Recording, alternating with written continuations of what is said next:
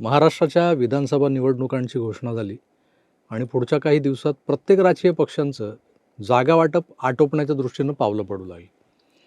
एका बाजूला महायुतीनं सगळ्याच गोष्टींमध्ये आघाडी घेतली होती आणि आपला वर्चस्मा राखला होता. पण लोकसभेला चमकदार कामगिरी करणाऱ्या मोवियाला मात्र ऐनवेळी ग्रहण लागलं. त्यांच्या आपापसातल्या भानगडी काही केल्या संपेनात, कुरबुरी काही केल्या आटोपेनात. जागा वाटप कुठून होणार? आधी काय झालं तर मुख्यमंत्री पदाचा उमेदवार जाहीर करण्यावरून या लोकांमध्ये मतैक्य होत नव्हतं. त्यांना पुढचं सरकार हे आपलंच असणार याची 100% खात्री वाटत होती. पण त्या सरकारचं नेतृत्व करणार कोण?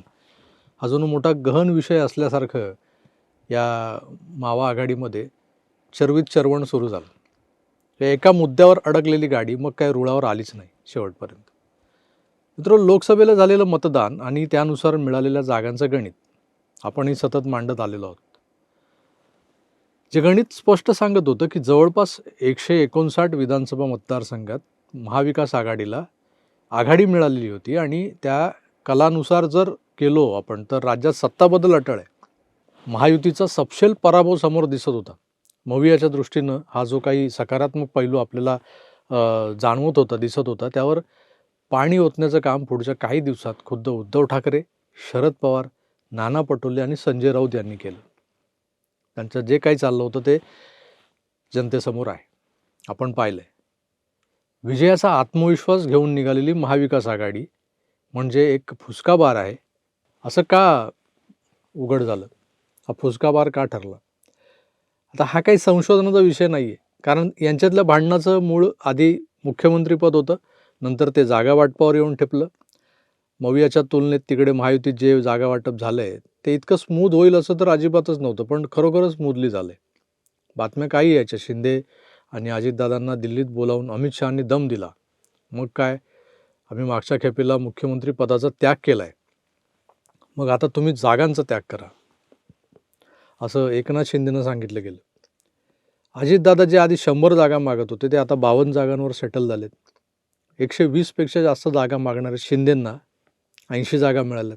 हे सगळं दिल्लीत बसलेल्या भाजपच्या पक्षश्रेष्ठींनी केलंय का? तर याचं उत्तर होय सुद्धा देता येईल आणि नाही सुद्धा. होय सुद्धा आणि नाही सुद्धा. नेमकं काय घडलंय?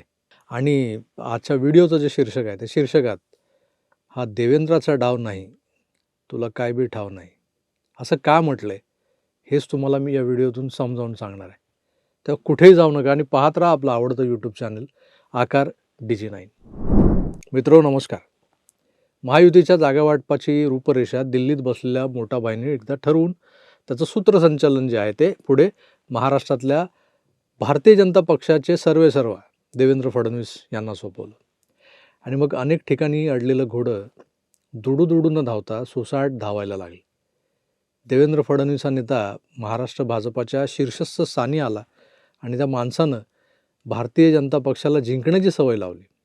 वर्षानुवर्ष शिवसेनेसोबत छोट्या भावाच्या भूमिकेत वावरणाऱ्या भाजपला देवेंद्रजींनी अचानक मोठ्या भावाच्या जागी आणून बसवलं.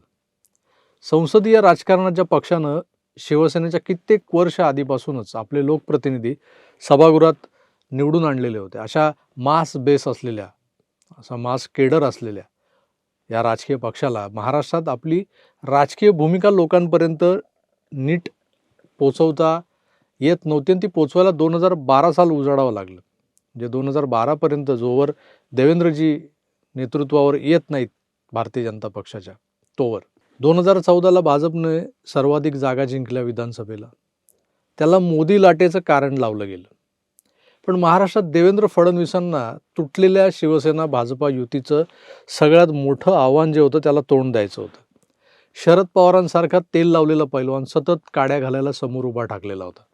काँग्रेसमुक्त भारत या घोषणेचं दडपण होतं. अख्ख्या देशातून काँग्रेसला हद्दपार केलं होतं मोदींनी जवळपास.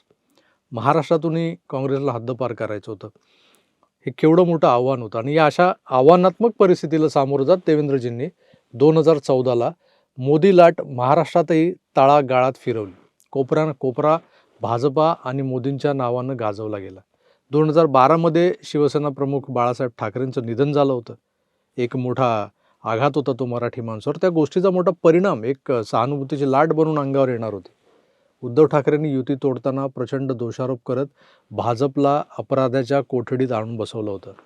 हा सगळा नकारात्मक प्रभाव जो होता त्या प्रभावाचा बोजा सहन करत ते बॅगेज आपल्या कर्तृत्वानं दूर करत देवेंद्र फडणवीसांनी आपल्या व्यूहरचनेनं आधी पक्षांतर्गत विरोधकांना गप्प केलं आणि नंतर टप्प्याटप्प्यानं आपल्या राजकीय विरोधकांचा कार्यक्रम करायला घेतला.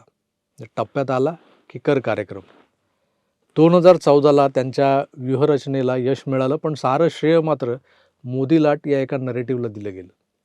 पण एक जमेची बाजू ती अशी होती, स्वतः फडणवीस महाराष्ट्राचे मुख्यमंत्री बनले. आताही काही महिन्यांपूर्वी महाराष्ट्रातलं मवियाच्या बाजूचं वाटणारं राजकीय वातावरण पलटवून टाकण्यात ते स्वतः यशस्वी ठरले.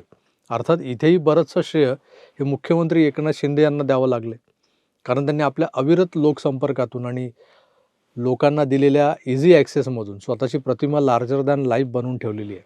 मुख्यमंत्र्यांचा प्रभाव आणि देवेंद्रजींची रणनीती याच्या जोरावर लाडकी बहीण असो की इतर अनेक योजना, लोकसभा निवडणुकांच्या निकालानंतर बॅकफूटवर गेलेलं सरकार एकदम फ्रंटफूटवर आले.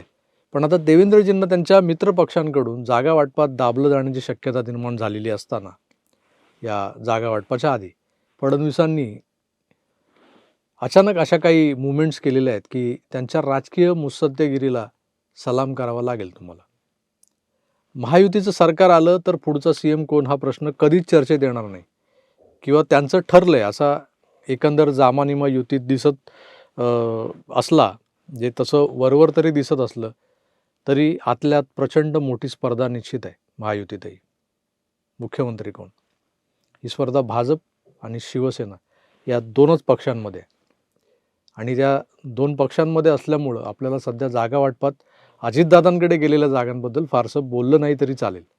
पण शिंदेंना ज्या 80 जागा आत्तापर्यंत सोडलेल्या आहेत त्यातही 10 महत्त्वाचे उमेदवार हे प्युअरली भाजपचे आहेत, जे शिवसेनेच्या निवडणूक चिन्हावर, शिवसेनेच्या नावावर, शिवसेनेच्या AB फॉर्मवर लढणार आहेत या निवडणुका.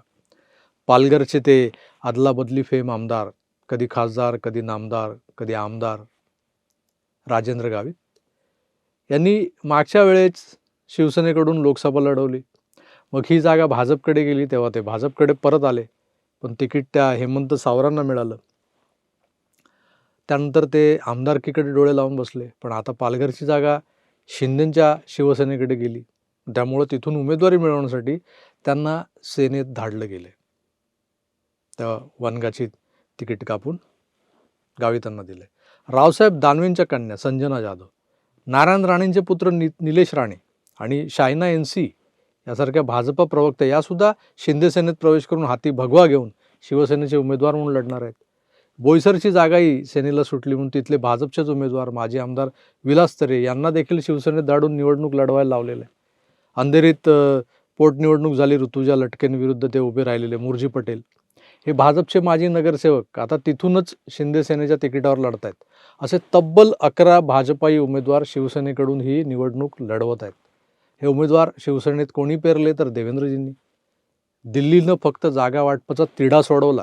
कोण कुठली जागा, किती जागा लढवणार आहे हे वरून सांगितलं गेलं असलं तरी इथे शिवसेनेच्या आणि अजितदादांच्या राष्ट्रवादीच्याही काही जागांवर देवेंद्रजींनी आपले उमेदवार उभे करून दाखवलेले आहेत. तेही शिवसेनेचे आणि अजितदादांच्या राष्ट्रवादीचे अधिकृत उमेदवार म्हणून. त्या पक्षांचे AB फॉर्म घेऊन 10-12 लोक जे आहेत ते धनुष्यबाण चिन्हावर लढतील, तर 5 ते 6 जे लोक आहेत ते खड्याळ्याच्या चिन्हावर लढतील. याचाच अर्थ हा आहे की युतीतल्या महत्त्वाच्या 2 पक्षांमध्ये मुख्यमंत्रीपदाची चुरस चढाओढ असली तरी अशा पद्धतीचं जागा वाटप देवेंद्रजी घडवून आणत असतील तर यात त्यांचा कोणता डाव लपला असेल हे ओळखणं भल्या भल्या राजकीय पंडितांना देखील मुश्किल होऊन बसलेलं आहे. मित्र, हा डाव देवेंद्रजींचा नाही आहे, तर यामागे एक वेगळंच राजकारण रंगत आहे. त्याचाही खुलासा मी पुढच्या काही दिवसात करेन. बहुधा तसं वातावरण पुढच्या काही दिवसात आपोआपच निर्माण झालेलं असेल, तेव्हा ते सगळं राजकारण समजावून सांगायला देखील मला सोपं पडेल. मित्र, शिवसेनेतूनच नाही तर राष्ट्रवादीतूनही भाजपचे उमेदवार त्या पक्षांचे अधिकृत उमेदवार बनून लढत आहेत. हे चित्र महायुतीतल्या एकदिलानं लढण्याचं स्पिरिट आहे. खरंच हे असं काही स्पिरिट आहे की भाजपला त्यांच्या जागा सर्वाधिक निवडून आणायच्या आहेत, सत्ता राखायची आहे, सरकार बनवायचं आहे. आता त्यात मित्रपक्षांनी ऐनवेळी दगाफटका करू नये किंवा अडून बसू नये म्हणून देवेंद्रजींनी टाकलेला हा दोभीपछाड डाव आहे का? असंही काहींना वाटू शकतं. पण हा डाव देवेंद्रचा नाही, कारण तुला काय बी ठावं नाही. खुळ्या, हा डाव जो आहे ना, तो काही देवेंद्रचा नाही, कारण तुला काय बी ठाव नाही. आता कुणाला ठाव आहे ते मी तुम्हाला लवकरच कळवणार आहे. एकंदरच या सगळ्या सिनारिओकडे बघता तुमचं यावरचं मत मला कमेंट्स करून जरूर कळवा. काय असेल तुमचं मत? मी तुर्तास इथेच थांबतो. पुन्हा भेटूच. तोवर आपली काळजी घ्या. आणि आमच्या या चॅनलवरचे कंटेंट जर तुम्हाला आवडत असतील, पटत असतील, रुचत असतील, तर चॅनलला लाईक, शेअर, सबस्क्राईब करायला विसरू नका.